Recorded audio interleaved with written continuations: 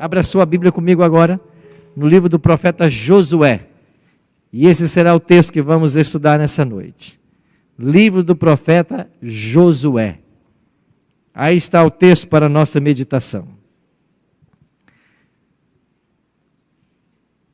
Antes, porém, de começarmos a leitura do texto sagrado, vamos orar mais uma vez a Deus. Fecha seus olhos, ora comigo. Pai Santo, louvado e exaltado seja o teu santo nome nessa noite. Estamos em tua casa mais uma vez e temos a tua palavra diante de nós. Queremos estudá-la. Queremos suplicar que o teu divino Espírito esteja em nosso meio. Que ele seja o nosso professor e que nós entendamos a tua mensagem para nós agora. É a nossa oração. Em nome de Jesus. Amém. Josué é um livro extraordinário. Ele marca o fim do Pentateuco e o início dos profetas. O personagem Josué é um personagem muito importante na história nacional de Israel. Porque Israel estava acostumada com o seu grande líder, Moisés.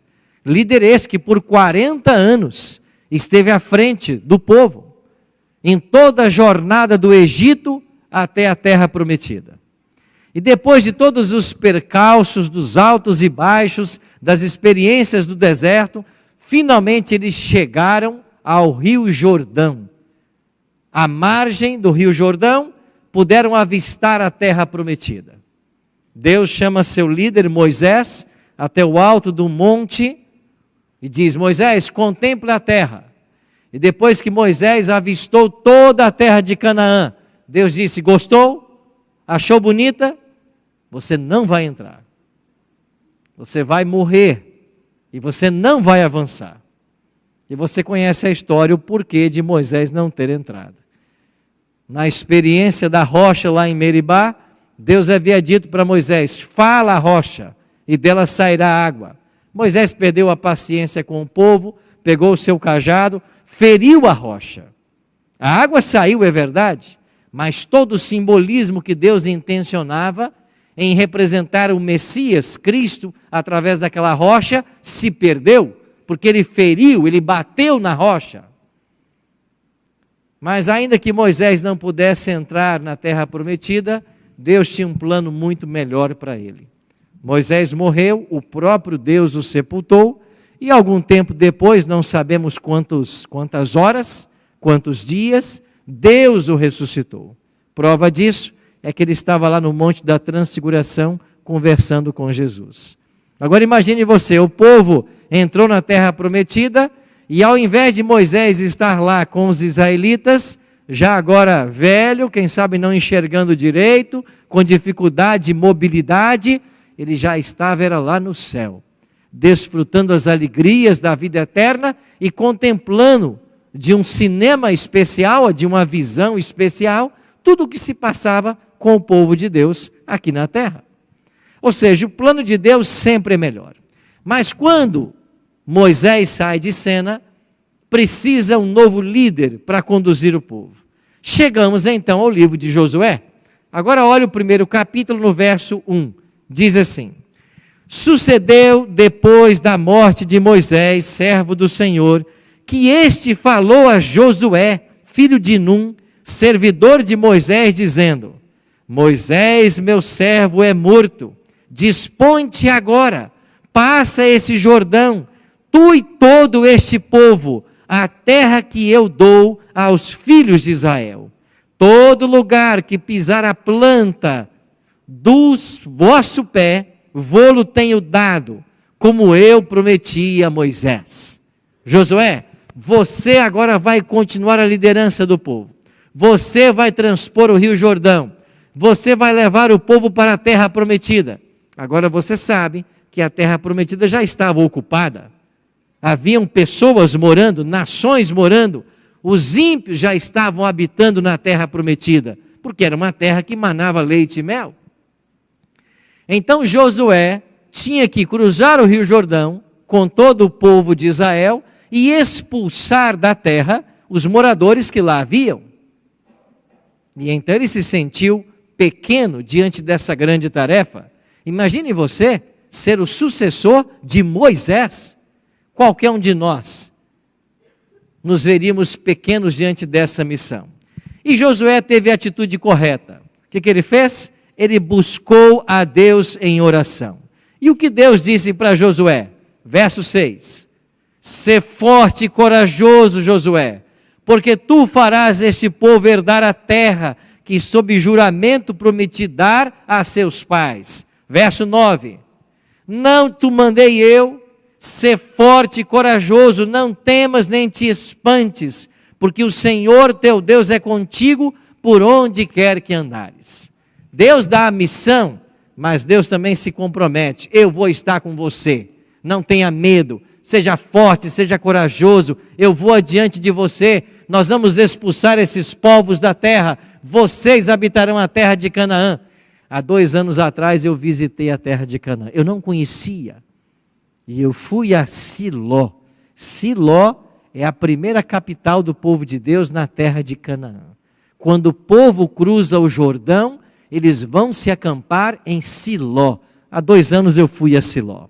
E sabe o que impressiona? É que você está no território ali, o território é um território árido, mas quando você cruza o Jordão, as campinas são verdes. A Bíblia usa a expressão, uma terra que mana leite e mel. Mana leite, porque tem muita vegetação, muito gado, muito leite. Mana mel, porque tem muita vegetação, muitos frutos, muitas abelhas. Mana mel. Uma terra que mana leite e mel. Assim era Canaã. Mas quando o povo entra, liderado por Josué, eles têm que começar a expulsar os inimigos. E a primeira cidade era a cidade mais desafiadora. Era a maior cidade da época. Como ela se chamava? Jericó.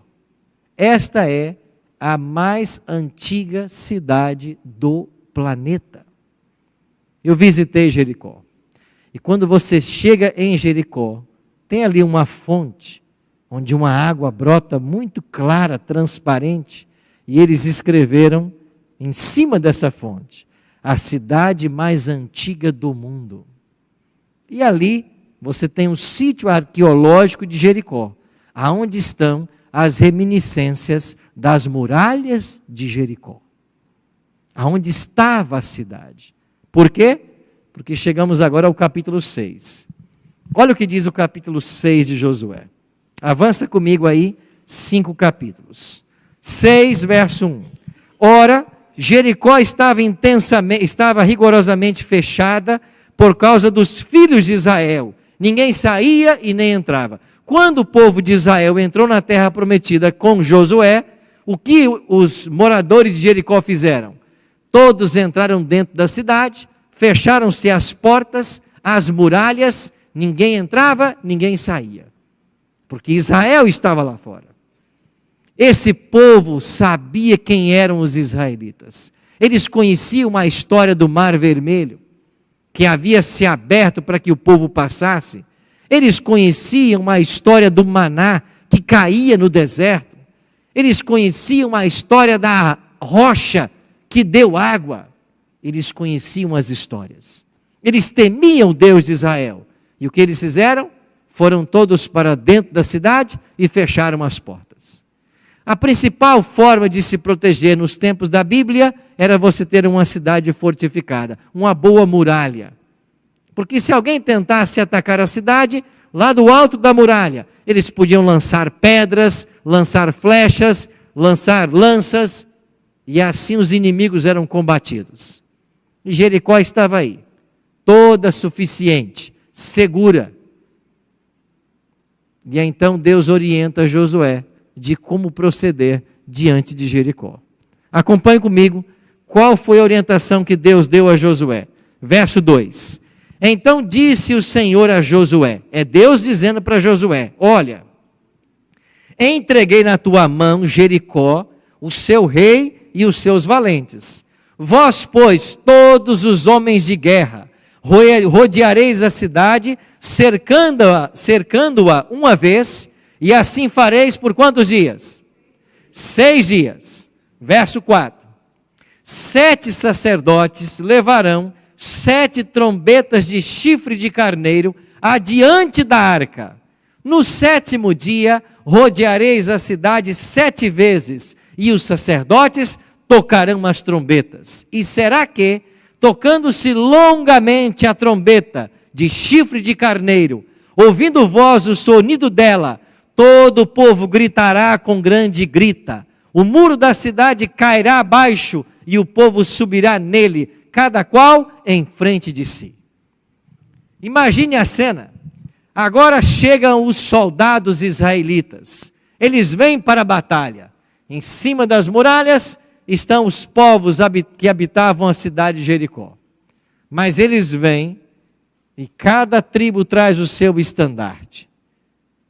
E à frente das tribos, com seus estandartes, vão 7 sacerdotes. Cada um tem um chofar em sua mão. E à frente dos 7 sacerdotes, 4 homens carregam a Arca da Aliança. A Arca da Aliança era o instrumento mais temido por todos, porque era o símbolo da presença de Deus. Em cima dessa arca, entre os querubins, havia o brilho da glória de Deus, o chamado Shekinah. Aí Deus manifestava a sua presença. E agora, os sacerdotes carregam a arca, 7 sacerdotes com 7 chofar, eles rodeiam a cidade uma vez em completo silêncio. E o povo observa o que está acontecendo. Quando eles terminam de dar a volta, eles voltam para o acampamento. O povo não entendeu nada. O que esse povo quer? Eles pretendem batalhar dessa maneira, caminhando. Segundo dia, mesmo horário, lá vem de novo. A Arca da Aliança, 7 sacerdotes com as trombetas de chifre de carneiro, as tribos com seus estandartes, rodeiam a cidade mais uma vez, em silêncio, vão para casa. Isso aconteceu 3ª, 4ª, 5ª, 6ª. No 7º dia, eles deram uma volta, e quando os habitantes de Jericó pensavam que eles fossem embora, eles começaram uma segunda volta.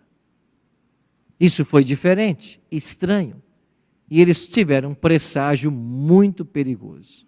Algo estava para acontecer. Depois de rodearem a cidade 7 vezes, eles pararam, cada um de frente para a muralha. Os 7 sacerdotes pegaram as trombetas e eles tocaram longamente. Eu tive classes há um tempo atrás com um doutor da Andrews chamado Richard Davidson. E ele deu para nós classes de santuário. E quando ele deu essas classes, ele trouxe um chofar para a sala de aula. E ele aprendeu a tocar o chofar. E todas as vezes que ele dava aula para nós de santuário, em algum momento da sua classe, ele pegava o chofar, um pequeno chifre de carneiro, e ele tocava. É um som diferente. Imagine os inimigos de Deus ouvindo o som do chofar. E quando os 7 sacerdotes tocaram o chofar, o povo fez o quê? Gritou. E quando eles gritaram, Ellen G. White diz que as muralhas de Jericó se levantaram do chão e soltaram. E todas as muralhas foram destruídas. E agora cada israelita avançou por sobre as ruínas das muralhas, entraram na cidade e mataram todos os seus inimigos. Foi assim que caiu a grande Jericó.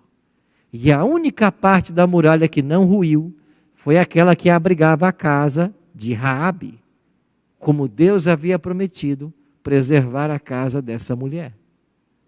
Caiu a grande cidade de Jericó.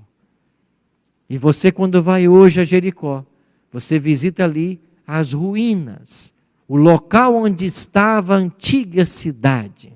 E ali é contada a história de como o povo de Deus, no grito, conquistou a batalha. Josué estava feliz e realizado. A cidade mais desafiadora de Canaã havia sido vencida. Mas haviam outras cidades. Talvez você conheça a história até aqui, mas eu queria dar mais um passo com você.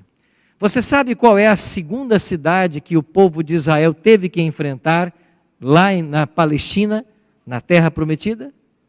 Uma pequena cidade chamada Ai. Ela deveria ter naquele tempo uns 12.000 habitantes. E quando os espias foram até Ai, eles voltaram com uma notícia. Agora vamos para o capítulo 7. Olha para o capítulo 7.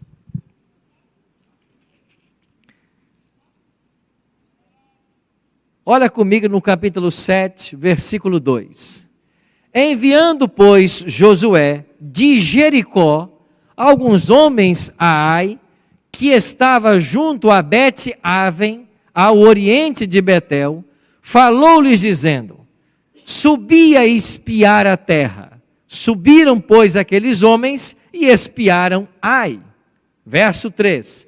E voltaram a Josué e lhe disseram: não suba todo o povo, subam uns 2 ou 3 mil homens a ferir Ai. Não fatigueis ali todo o povo, porque são poucos os inimigos. Assim subiram lá do povo uns 3.000 homens, aos quais fugiram diante dos homens de Ai. E os homens de Ai feriram deles uns 36, e aos outros perseguiram desde a porta até as pedreiras, e os derrotaram na descida. E o coração do povo se derreteu e se tornou como água. Os espias voltaram e disseram a Josué: olha, se nós vencemos Jericó, essa cidade de Ai é insignificante. 2, 3 mil soldados bastam. Pois bem, Josué acreditou na palavra dos espias lá e enviou 3.000 soldados. Eles foram lá batalhar. Resultado, eles perderam a batalha, 36 israelitas foram mortos e os outros tiveram que voltar correndo e foram perseguidos. Josué e todo o povo começou a chorar e o coração tornou-se como água, porque eles estavam frustrados. Agora Josué busca a Deus e diz: o que é isso que o Senhor fez? O Senhor nos trouxe aqui a esta terra para passarmos por esse vexame? O que vai acontecer quando os amorreus, os jebuseus, ficarem sabendo que nós perdemos a batalha para Ai? Eles virão todos contra nós. Olha o que o Senhor fez. Então Deus responde para Josué. E Deus agora vai dizer o seguinte. Olhe para o versículo 7.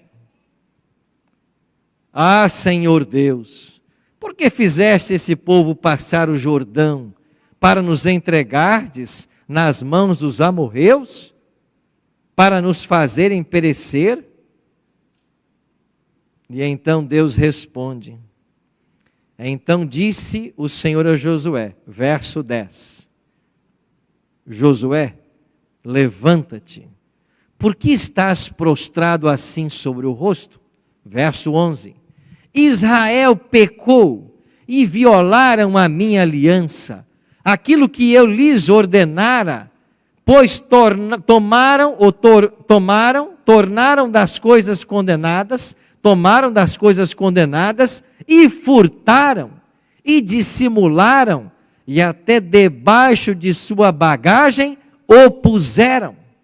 Verso 13, dispõe-te, santifica o povo e dize, santificai-vos, porque assim diz o Senhor, Deus de Israel, há coisas condenadas no vosso meio, ó Israel, aos vossos inimigos não podereis resistir, enquanto não eliminardes do vosso meio as coisas condenadas.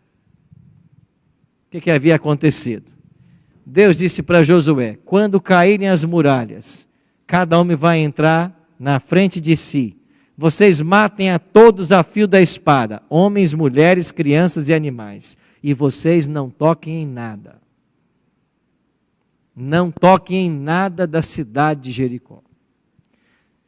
Todo Israel ouviu, com exceção de um homem, que quando invadiu Jericó, ele foi lá e roubou alguns pertences da cidade. Trouxe esses pertences, uma capa babilônica, uma barra de ouro, no peso de 200 ciclos, e escondeu debaixo da sua tenda, lá no acampamento de Israel. Deus disse: sabe por que vocês perderam uma batalha em Ai? Porque o povo não obedeceu à minha ordem. Eles prevaricaram nas coisas proibidas. Enquanto o pecado não for eliminado, vocês não vencerão os inimigos. Então Josué convocou todo o povo e disse: temos pecado contra o Senhor. Alguém prevaricou nas coisas que não podiam ser tomadas. Quem é que foi? E ninguém se pronunciou. Ninguém falou nada. Então Josué disse: então vamos lançar a sorte. Nos tempos da Bíblia havia um tipo de lançar sorte aonde Deus ia indicando as coisas. Por exemplo, na veste do sumo sacerdote haviam duas pedras chamadas Urim e Tumim. E quando Deus queria saber quando o povo queria saber a vontade de Deus, perguntava então para o sumo sacerdote, por exemplo: devemos ir nessa batalha ou não? E se uma pedra brilhasse, a resposta era sim. Se a outra brilhasse, era não. Então Deus falava com o seu povo através do Urim e Tumim. E também através de um tipo de sorte. Como ninguém se pronunciou, eles lançaram sorte. E entre as tribos, caiu na tribo de Judá. Agora Josué chamou a tribo de Judá e disse: é nesta tribo que está o pecado. Quem é que pecou? Quem prevaricou nas coisas proibidas? Ninguém falou nada. Lançaram sorte de novo. E dentro da tribo de Judá, caiu na família dos Zeraitas. Agora veio só a família dos Zeraitas e disse: quem dentre vocês pecou contra o Senhor? E ninguém falou nada. Voltaram a lançar sorte. E dentro da família dos Zeraitas, caiu na família de Zabdi. Agora vem só a família de Zabdi. É na sua casa que há pecado. Quem foi? Ninguém falou nada. Lançaram sorte e caiu na família de Acã. Acã, então foi você? E ele disse: sim. Eu prevariquei das coisas sagradas. Quando nós entramos na cidade, eu peguei uma capa babilônica, 200 ciclos de prata e uma barra de ouro. Eu peguei. E onde elas estão? Enterradas lá na minha tenda.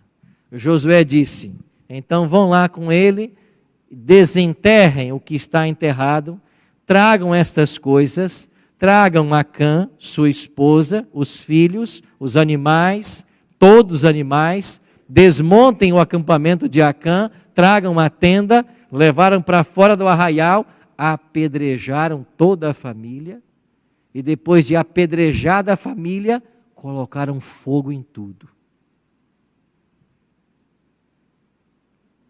E depois que queimaram toda a família e os pertences de Acã, Josué disse: vamos lá para Ai de novo. E os soldados foram até Ai e venceram a segunda cidade. E assim continuou as vitórias contra os inimigos na terra de Canaã.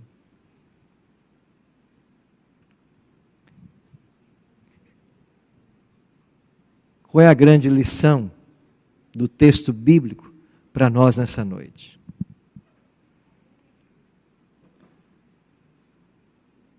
Enquanto houver pecado em nossa casa, enquanto houver pecado secreto em nossa vida, não haverá prosperidade.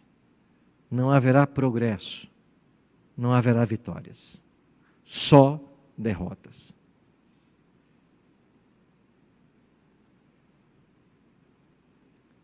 Pastor, morreu Acã, a esposa, os filhos, os animais, tudo? Todos. Todos estavam contaminados com o pecado. Há uma expressão na língua hebraica, herem. E quando Deus diz que uma coisa é herem, é porque pode destruir tudo, porque não tem mais oportunidade de salvação. E isso não aconteceu à toa, porque quando a sorte caiu sobre a família de Judá, ele poderia ter se pronunciado. Quando a sorte caiu sobre a família de Zabdi, da família de Carmi, ele podia ter se pronunciado. Mas não. Ocultou o seu pecado enquanto foi possível. O texto ensina claramente que Deus requer de nós santificação. Deus requer de nós que nós sejamos sinceros com Ele. A palavra de Deus diz que Deus é rico em perdoar, que Deus aconselha o pecador que se converta do seu mau caminho para que viva, porque o pecado finalmente levará à morte. E a forma trágica como Deus lidou com o povo de Israel nesse momento da história é um ensinamento para mim e para você de que esse Deus não muda. E nós somos a igreja do período de Laodiceia. Nós somos a igreja do juízo, o povo do juízo. Nós estamos pregando que o juízo já começou lá no dia 22 de outubro de 1844. Um juízo está em andamento.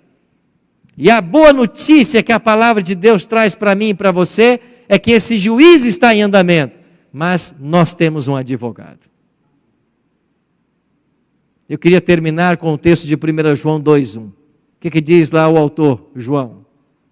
Filhinhos meus, essas coisas eu vos escrevo, para que não pequeis. Todavia, se alguém pecar, nós temos o quê?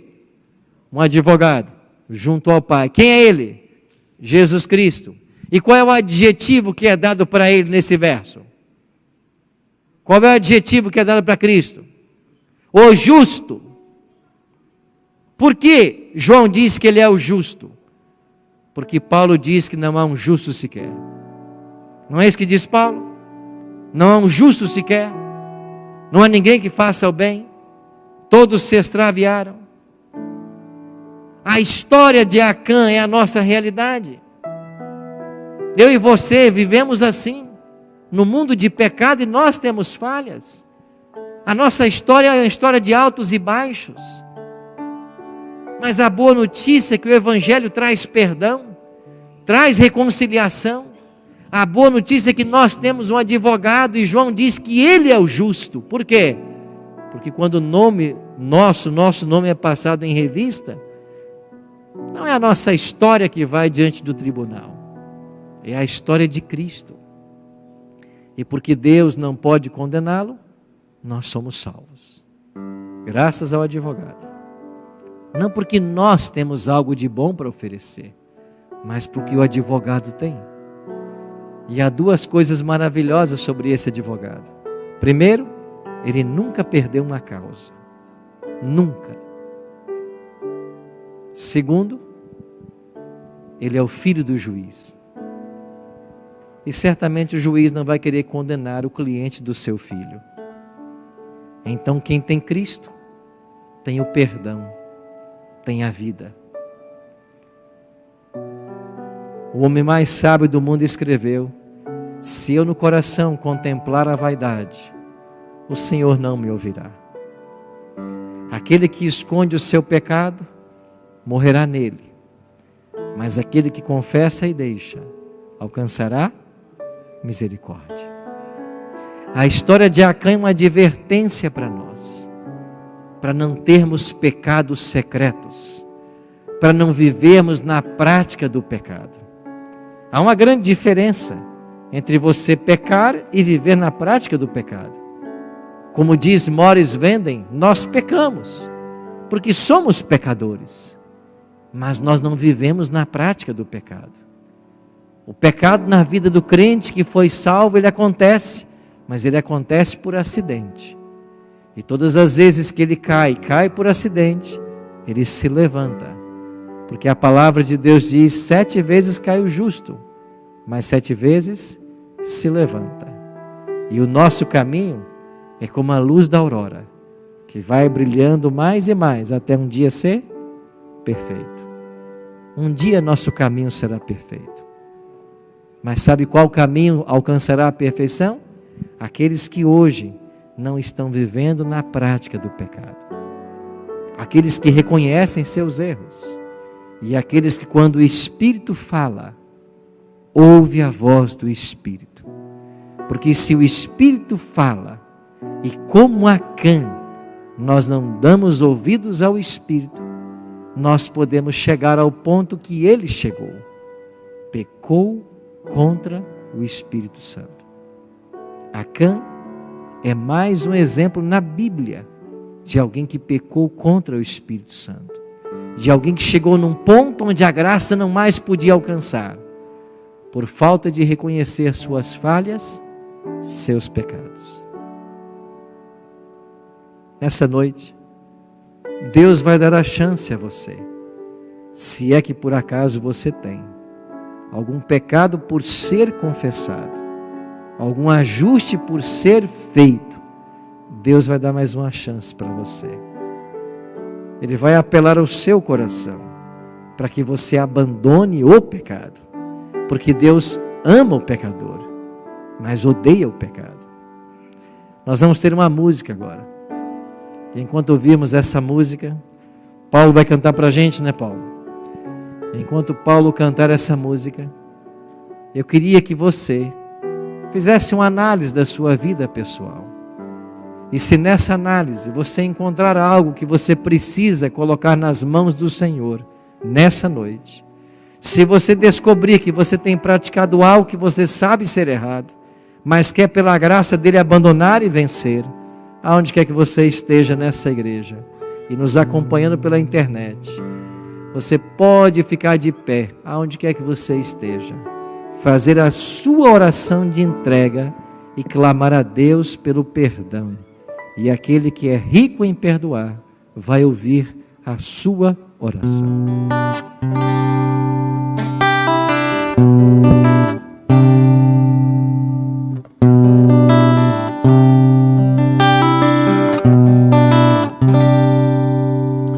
Entrego a ti tudo que sou, pois até aqui foi difícil, Senhor. Toma o meu coração, impõe a tua mão, a despeito de minha vontade, me guia.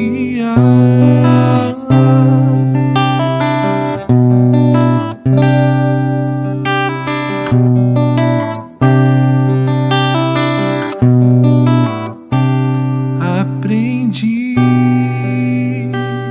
que a palavra é o caminho, a verdade, a vida em ti, Jesus.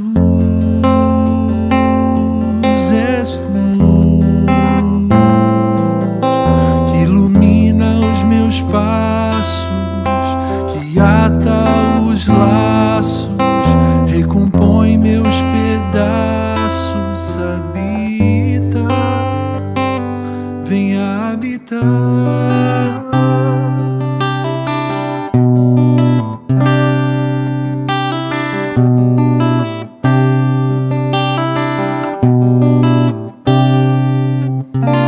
O povo precisa de intensa comunhão. És a pedra que firma o reino em perdão. Ouve a minha oração, em nome de Cristo, amém.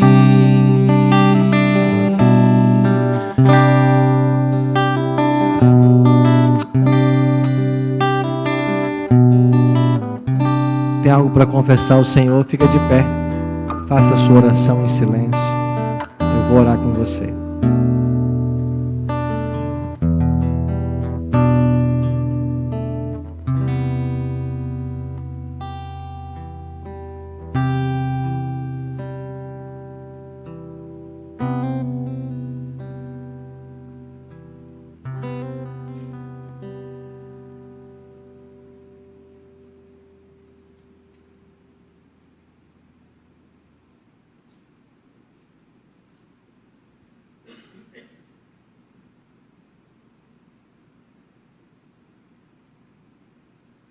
Eterno Deus e Pai, é no silêncio que Tua voz pode ser ouvida.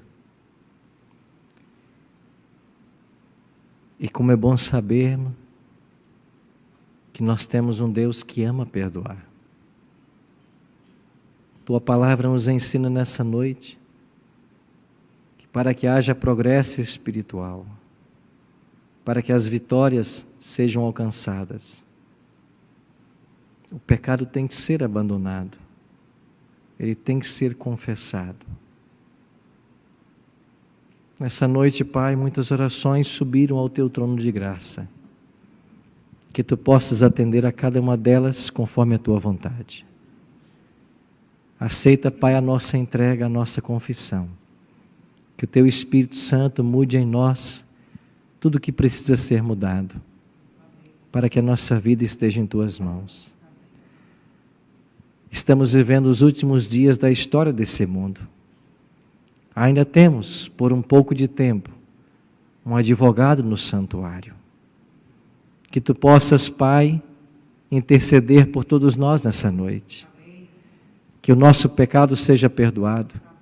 Que a nossa iniquidade seja purificada. Que o Senhor arranque de nós o coração de pedra e coloque em seu lugar um coração de carne, sensível à Tua voz e aos reclames do Teu Espírito. Cuida, Pai, de todos nós. Permita, Senhor Deus, que ao Teu lado alcancemos a vitória sobre todo pecado, sobre toda tendência, herdada ou cultivada. E que vitoriosos pelo sangue da cruz, nós possamos caminhar sempre ao Teu lado de vitória em vitória, até aquele dia quando o Senhor haverá de voltar para buscar a todos nós. Perdoa, Pai, nossos pecados, nossas faltas. Perdoe as vezes que caminhamos longe do Senhor, que fizemos coisas que não são do Teu agrado, que prevaricamos nas coisas sagradas. E nos ajude, Pai, a andarmos ao Teu lado e a encontrarmos a vitória. Não merecemos nada do Senhor, mas tudo isso te pedimos, em nome e por amor de Jesus. Amém.